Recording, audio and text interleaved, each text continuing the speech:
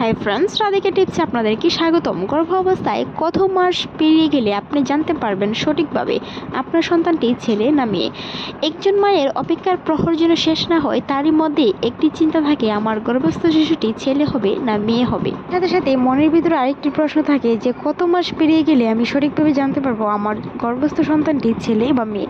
অনেক সময় ডক্টররা বলে থাকে মেয়ে হবে কিন্তু ছেলে হয়, বা কারো কারো ক্ষেত্রে ছেলে হবে বলে মেয়ে হয়। তাই দুশ্চিন্তা মুক্ত করার জন্য আজকে এই ভিডিওতে আলোচনা করব এরকমই কিছু গুরুত্বপূর্ণ টপিকস যা আপনার আলোচ্য মনকে প্রকাশিত করবে। আসলে একজন গর্ভবতীর বাচ্চার হার্টবিট আসে প্রায় 9 সপ্তাহের পরে। তবে বাচ্চার হার্টবিট আসার সাথে সাথে যদি আপনার সন্তানটি সুস্থ থাকে, সেটি ছেলে হোক কিংবা মেয়ে হোক, অন্ততপক্ষে আপনি 24 সপ্তাহের পরে জানতে পারবেন সন্তানটি ছেলে হবে না মেয়ে হবে। কিছু কিছু সময় আছে আপনাকে আলট্রাসাউন্ড রিপোর্টের মাধ্যমে জানিয়ে দেওয়া হয় আপনার গর্ভস্থ সন্তানটি ছেলে হবে বা মেয়ে হবে। তবে সেটি অনেক সময় ভুলও হতে পারে। যদি আপনি প্রায় 18 সপ্তাহের নিচে আলট্রাসাউন্ড রিপোর্টের মধ্যে জানতে পারেন আপনার গর্ভস্থ শিশুটি ছেলে না মেয়ে, তবে 22 কিংবা 24 সপ্তাহের পরে যদি আপনি জানতে পারেন আপনার গর্ভস্থ শিশুটি ছেলে হবে, তাহলে সেটি সঠিক বলেই ধরে নিতে পারেন, বা মেয়ে হবে সেটিও সঠিকভাবে ধরে নিতে পারেন।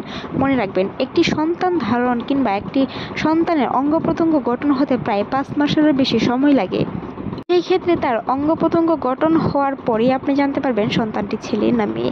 তাই অবশ্যই 5 মাসের পরে যদি আপনার সন্তান ছেলে হবে না মেয়ে হবে সেটি জেনে থাকেন, তাহলে সেটি সঠিক বলেই ধরে নিতে পারেন। যাদের টুইন বেবি হবে কিংবা যমজ সন্তান হয়, তাদের ক্ষেত্রে কারো কারো ক্ষেত্রে XY হতে পারে, বা কারো কারো ক্ষেত্রে XXও হতে পারে। তবে যমজ সন্তানের বিষয়টা অন্যরকম। কারো কারো ক্ষেত্রে সেটি দুটি একরকম হতে পারে বা দুটি ভিন্ন জাতেরও হতে পারে। তাই নিয়ে আপনাদের আলট্রাসাউন্ড রিপোর্টের মধ্যে ডাক্তারের সাথে পরামর্শ করে জানতে পারবেন আপনার গর্ভস্থ শিশুটি আসলেই ছেলে না মেয়ে।